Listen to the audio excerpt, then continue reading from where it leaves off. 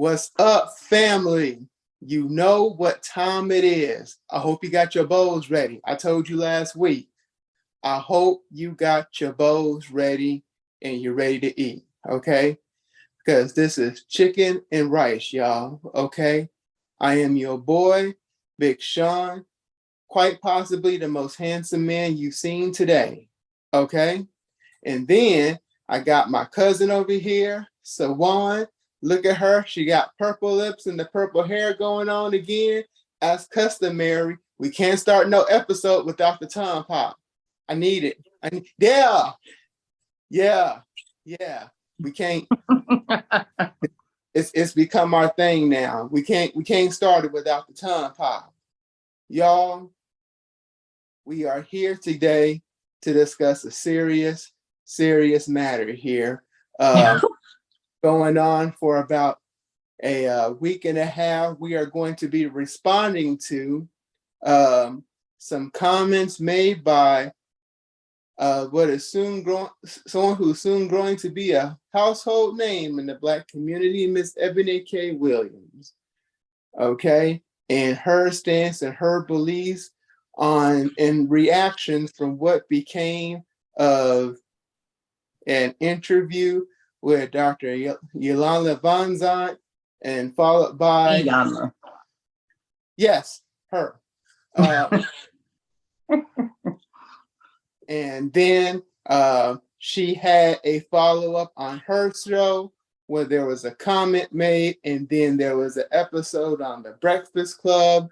I'm just going to shortly give you a quick rundown of everything that has transpired, and we're going to discuss our thoughts, okay? So Dr. Van Zant had went on the Breakfast Club. She had went on the Breakfast Club first, talking to DJ Envy and Charlamagne the God, and she had made the comment that we have women who are actually men in skirts. And she basically broke that down by what that meant. And Eboni K. Williams heard that comment, and she wanted Dr. Van Zant on the show. Okay, so she invited her to the show, and she discussed what she meant by that comment. And then, after much conversation, Dr. Van Zant asked Eboni K. Williams, would you date a bus driver? Okay. And we all remember, or we all know, unless you've been living under a rock, we all know the famous retort by Miss Williams, if he owned the bus. Okay. Okay. So shortly after that episode down, she, on her show without the guest, Dr. Van Zant, she begins to explain what she meant, trying to take some of the poison out of her comments. And that led us right back full circle to the Breakfast Club, now with Eboni Williams on there, trying to do more cleanup on what she actually meant by her comment of the bus driver. Okay. And so we've been sitting on this for a couple of days. We've been waiting to talk about this. And Miss Sawan, she's going to take off first, and she's going to give her some views here. And then I'm going to give you a view. Let's just see where we end up. Sawan, talk to the people, because we got our bowls. Talk to the people about Miss Williams. Child. Not child. Child. First of all, now, you know when somebody say child, when Black people start off with child, man, hold your nose. she made, I think the damage control that she's doing, for, I guess, for those who are living under a rock, um,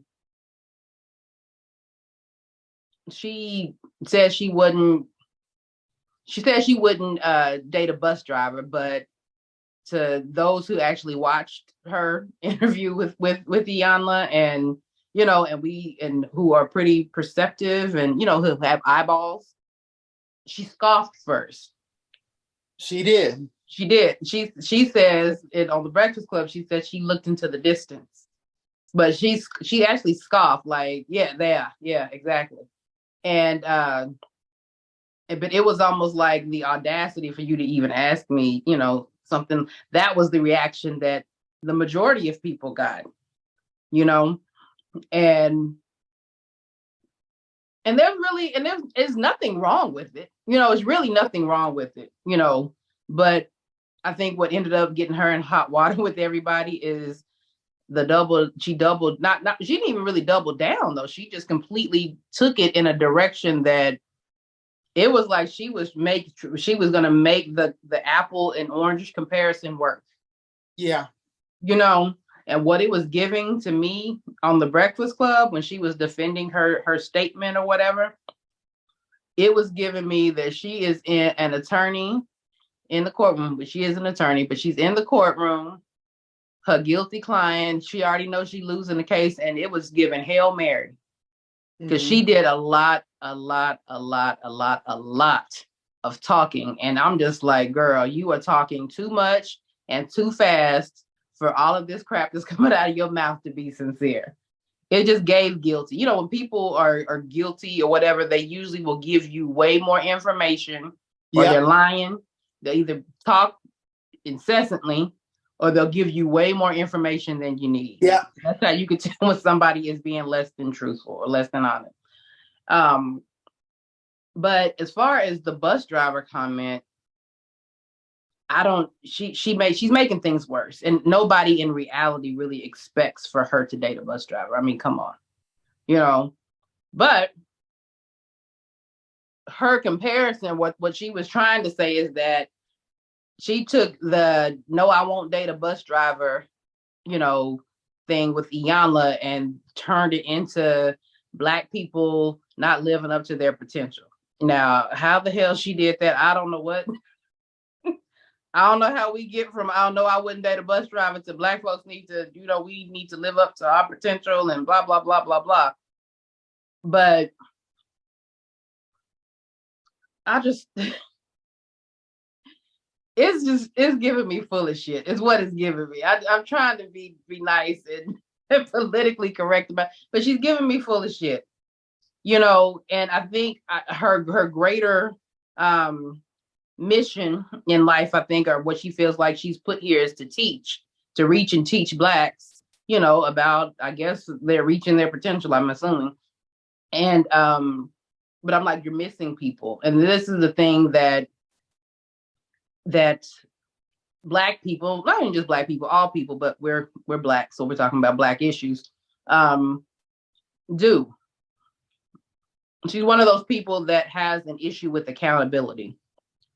And so my thing is, if you are trying to reach Black people, and you are, you down for the cause, you woke, blah, blah, blah, and a big percentage of the people that you're supposed to be wanting to reach is offended by something that you said, why not just apologize? Why not just apologize? My great-grandmother said there are 3 phrases that Black people had the hardest time saying. 3 phrases. Please, please, thank you, and I'm sorry. Black folks have the hardest time with those 3 phrases. And it's true. Because if you watch the Breakfast Club interview, instead of her just saying, when DJ Envy was telling her, like, there are a whole group of people that you offended, she just almost flat out refused to just take accountability and be like, my bad, that's not how I meant it. Even if and she even gave a great example. If I stepped on your toe, whether it was my intention or not to step on your toe or hurt you, your toe still hurts. But when you step on somebody's toe, what do you say? I'm sorry. My bad. And so you gave the analogy, but you still have yet to offer the apology to the group of people that you offended, the very group of people that you claim that you're trying to reach and elevate and uplift. Right. And so that's where she missed me with all the black speak and the woke and this, that, and the third. I'm like, anything before an apology, I really don't care to hear. I really don't care to hear. She comes across as very, I'm up here, y'all are down there. And it's just how life is. I'm Miss Perfect, and y'all need to try to be like me. And buy my book. Yeah, I won't be buying that. So let me take it back one more step, because I want to draw some things out before I launch.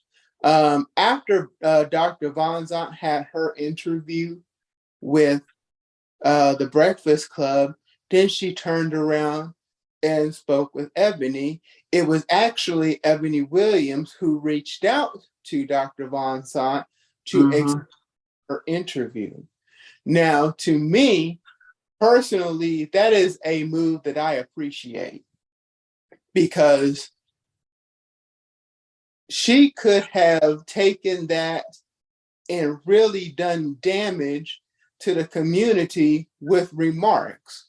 But before she did that, she actually had a meeting, an interview, an on-air interview, where she somewhat humbled herself, and she explained, "Hey, I was at Hit Dog, I hollered, and I wanted to, because the original framework of this conversation was women vulnerability and feminine. That's where all of this was actually about." Okay. And I appreciate that fact. And then when she made the comment with the bus driver, I honestly did not take any offense to her response, because that response to me was genuine. Okay. But did you not take offense to the response because you're not a bus driver, though? Touche. I'm not a bus driver. And again, I don't have no issue with bus driver. I used to be a frequent bus driver. Okay. Not bus driver, bus rider.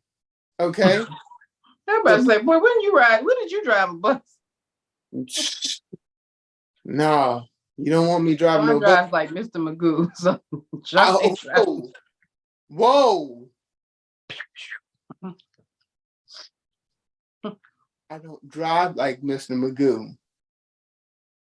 Okay? Okay. And if I lose track of somebody, it's because somebody's driving so damn fast, weaving in and out of traffic.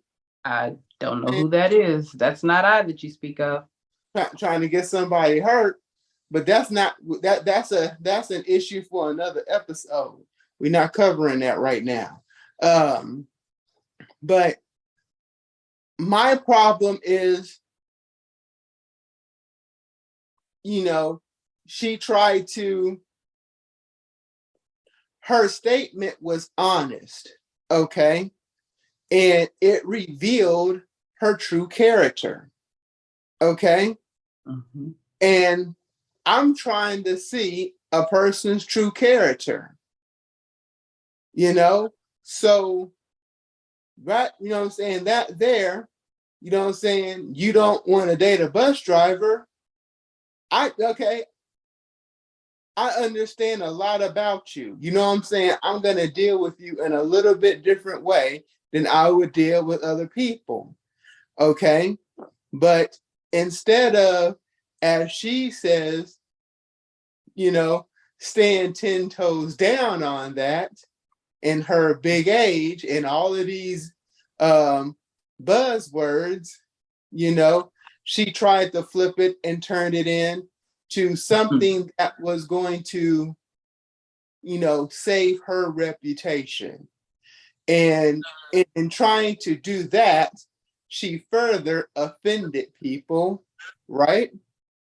And then what she actually did on the Breakfast Club was double down on that offense, right? Yeah. I just think that her, where she's coming from, I think is just completely wrong-headed. And I just don't have I just didn't respect the fact that she really does think or have a low opinion of essential workers. That's what I got. That's what, what my takeaway from is that there are too many, Black people, okay, are in that essential workers frame. Okay. Mm-hmm. I'm actually happy, okay, that Black people are considered essential workers. Okay. And thank God for those jobs. Yeah. Okay. There's good people there. Okay. And a lot of people don't stay there. They do grow, but a lot of people do. And there's nothing wrong with that. We need them in this society. And my thing is, let's just treat everybody with respect, because you can learn something from just about anybody. And that's of having, a community and a society, just treating everybody right. And, let's just get back to that, or not get back to it. Let's just get to it. Yeah. What a time to start than right now. Let's use this as an opportunity to, get rid of all that nonsense, okay? And really just talk about just coming together, learn, respecting each other, because I guarantee you can do something that I can't, and you can teach me something, and I'm ready to learn. So yeah. That is, what you got to say about that. I know you got something. Well, first of all, it's so much that you can unpack with this whole Eboni K. Williams thing. I would like to get back to the women being, men, what did she say? Men in skirts? Men in skirts. Men in skirts. Yeah.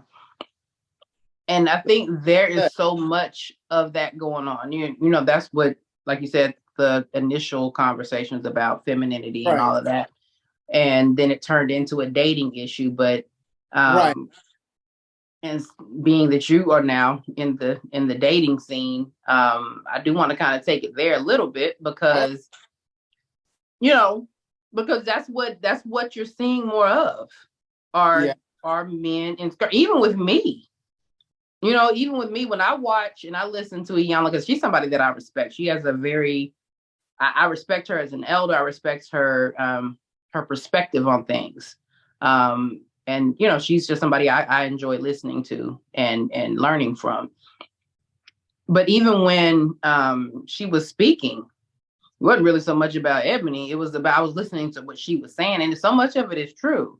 Because I found myself even having to check myself and talk to Brandon, my husband, and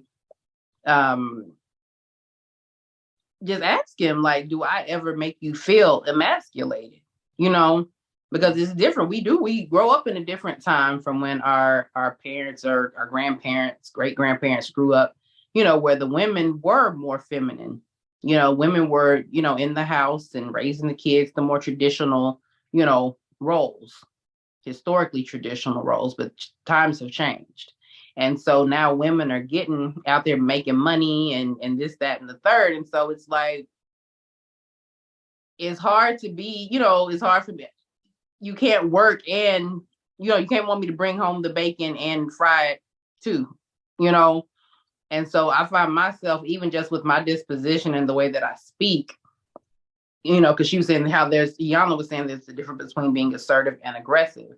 And I find myself being very aggressive a lot of times, me. And so I'm like, I had to check myself, but just in the way that I deal with men, and I'm like, well, damn. And then I even just listen to me, me, I like to take jabs at you and stuff, but I'm like, but damn, I even thought about that. I'm like, damn, even with Sean, I'm like, I know I could be very aggressive, and I am literally the definition of what Iyanla was talking about. I'm literally a man in a skirt. And I'm like, well, shit, I need to, try to soften. I be trying to soften up. You see, I put my little lipstick and my makeup on.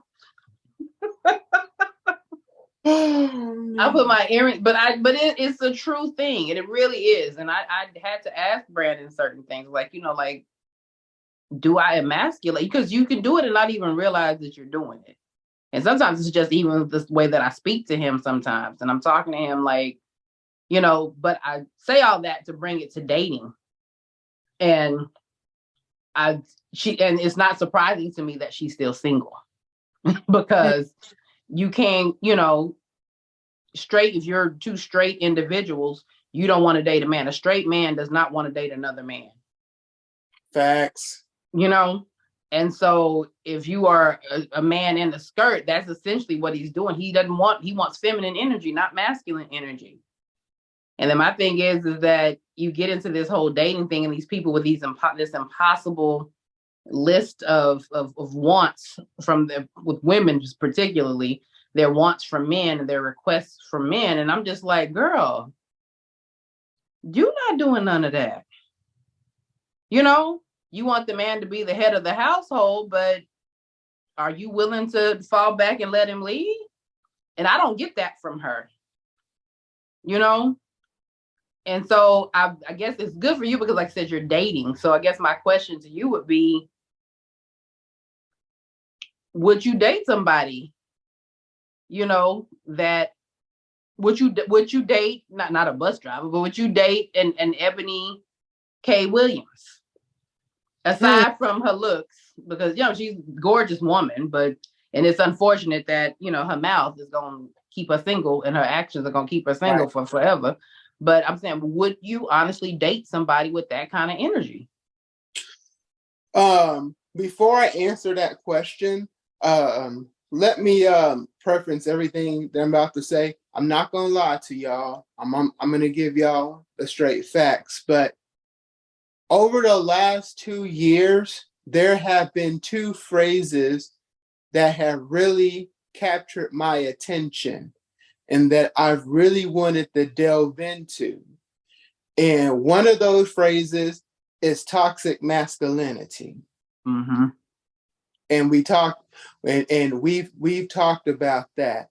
The other phrase that I have heard that captures me, and it just fascinates me, and I want to do research on, is divine femininity. Okay? Mm-hmm. Toxic masculinity, divine femininity. Femininity. What'd I say? Femininity.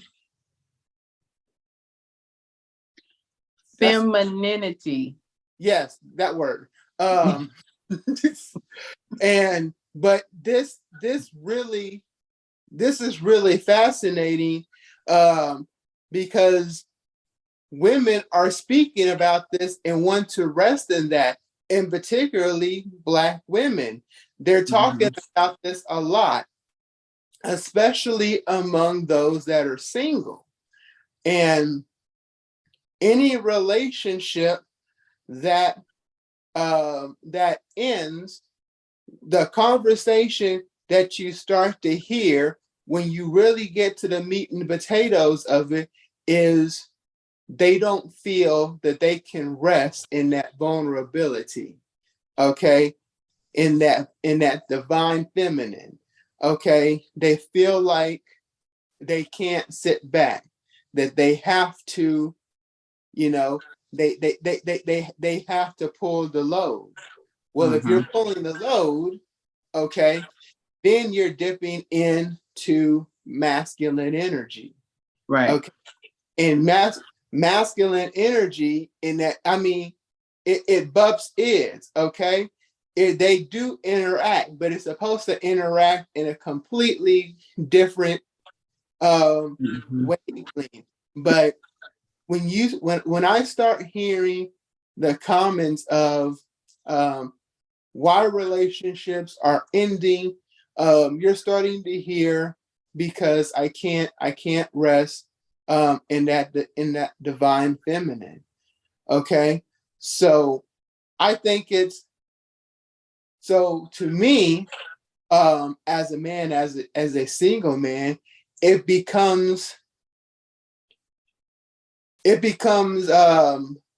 I guess I don't want to say difficult because I don't think that it's, I mean, I don't want to delve into and start saying things are impossible, but I feel like even when dating a woman for the first time, right? Or you going out on a date for the first time, you have to establish that she can be vulnerable with you, right there on the spot, and there's really no room for error. Okay, um, opening the door, pulling out the chair, make sure your bread is straight, money, okay, to pay for the dinner, okay. All of this, from what I understanding, is just really a tip of being able, a woman being able to rest in the divine feminine. So, with that all established, would I go out on a date with Miss Williams? Yeah, I would. Yeah, I would. Um,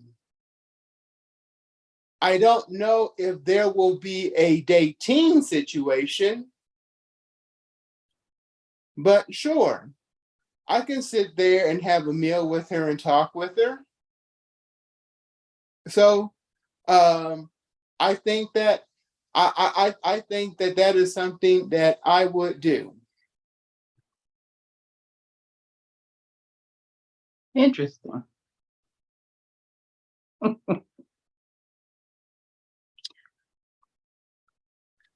So you would be okay with dating a woman, her aside, but a Yeah. woman with a lot of masculine energy.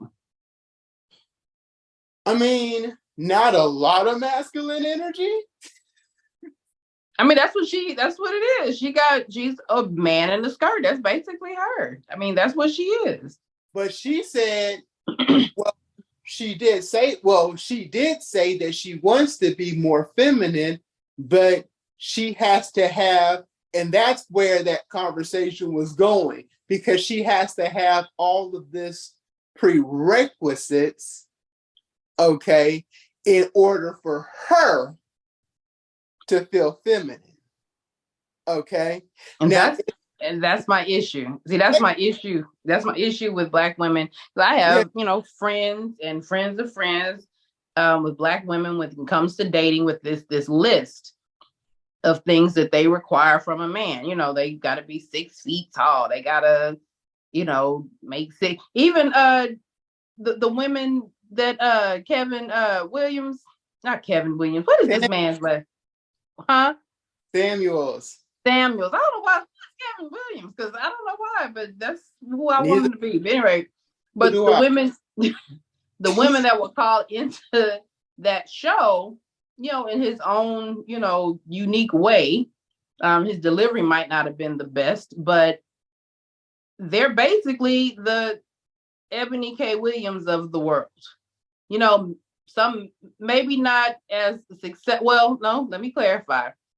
Maybe not. They might not be as successful. Some may have been as successful with her, but they all have this thing in common where they have these ridiculous standards.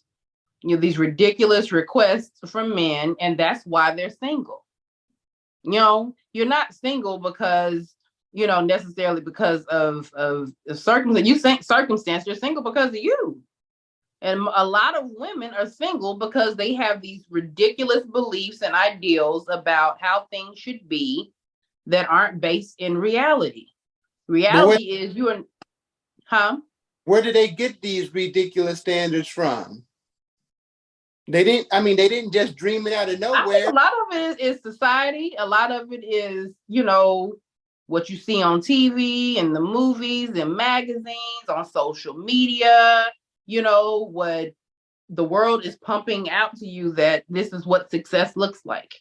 I just think about like kids, like teenagers and stuff, and just younger people.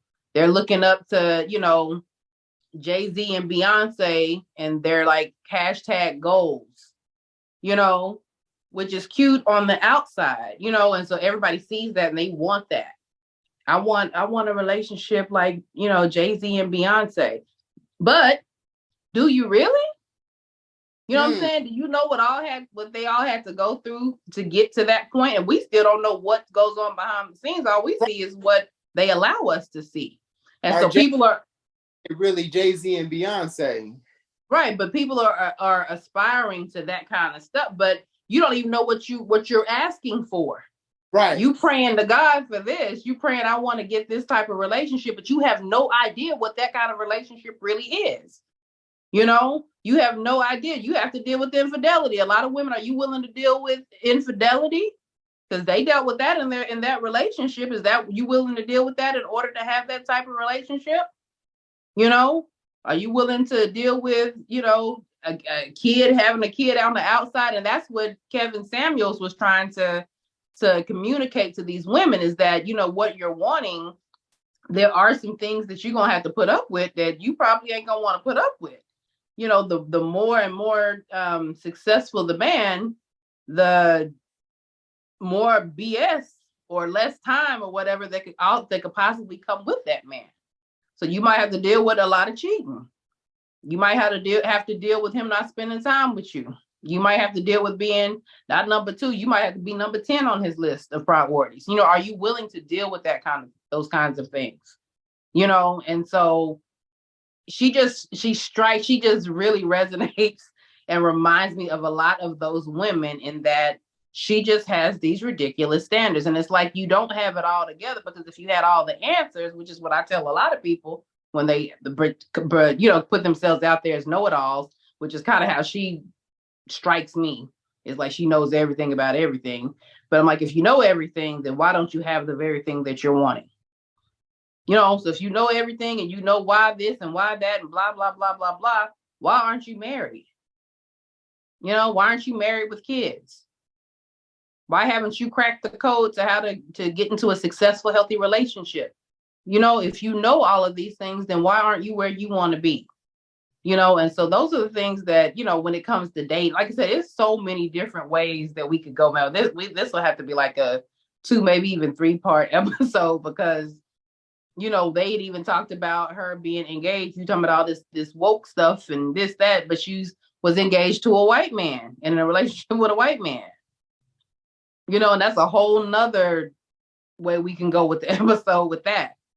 And it's just like, it's the dating aspect, it's the women being, too masculine these days, that aspect. It's the, what did I say, being the phrase that woke in the streets but oppressed in the sheets, that whole thing,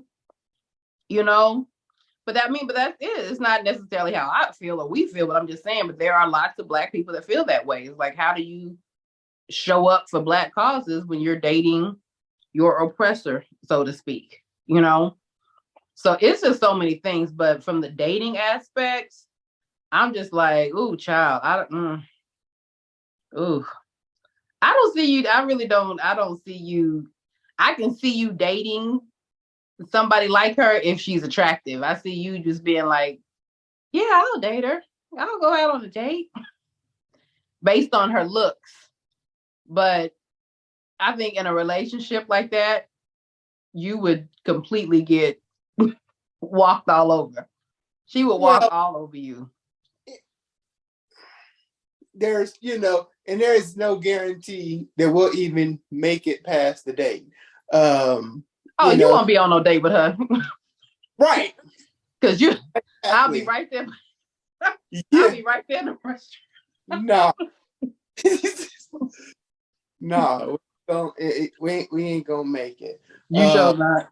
Not we won't even make it halfway through. Mm-hmm. But I just think that, and I think it's so interesting because in all of our episodes, we have not ever talked about dating, right? Mm-hmm.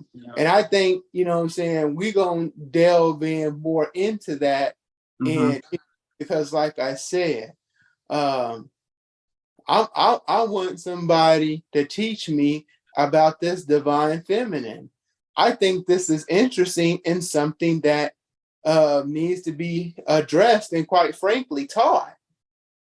Because because I'm fascinated about it. Being able to, women, really being, because it takes strength to be vulnerable, but you have to have the confidence that you're not going to be, pressed down by that vulnerability. There has to be some level of payoff if you're making a decision to be vulnerable, right? So that's the part that that's the part that I'm getting at as we delve further into dating. Like, So do you think the issue with that a lot of Black women are single is because they lack vulnerability, or they have trouble with vulnerability? You think that that's why a lot of Black women are single? I wouldn't even say a lot of Black women because I don't know the specifics or the percentages, but of the ones that are single, do you think that's why, or that contributes to why they're single? I think it's a contributor, and I do think it's a large contributor. But even before you get to that, unfortunately, you have to play the numbers game. Even before, before we get to the vulnerable part, we have to get to, those that are actual eligible bachelors, okay, for women, because there are, several men that are not eligible bachelors. If you are Yeah, not. no, I get that. I understand about the numbers game, but I'm talking about you got a 50, women or whatever. You got a good dating pool, and they all have access to, everybody's eligible. Okay. But some of them are still single. They can go on a date with 15 Mr. Rights, but none of them work. Just like this Eboni K. Williams woman. She's educated. She has on paper, she's, the perfect woman. But, there's something that keeps her ending up single and not achieving what she wants to, She opens her mouth. Right. But she opens her mouth, but I'm saying, but it's something else. So I think part of that is just attorney speak. She's an attorney, they like to argue and whatever, but is vulnerability part of it? Is vulnerability part of that man in the skirt? I do. I do. I absolutely do think that. From the very short time that I've been back in back in the dating world, that's what the conversation tends to be about. Is not being able to rest in vulnerability, like like a woman would like to be. So yes, that's where it kind of comes back to. And I think, it's a Scooby-Doo mystery, because I definitely want to know what's going to make particularly a Black woman feel comfortable in being vulnerable.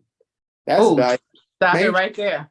Uh-oh. Stop right there. We gonna put a paw pin in it right here, because time is getting away from us. But we gonna continue this next week, because that's a good one. That's a good one.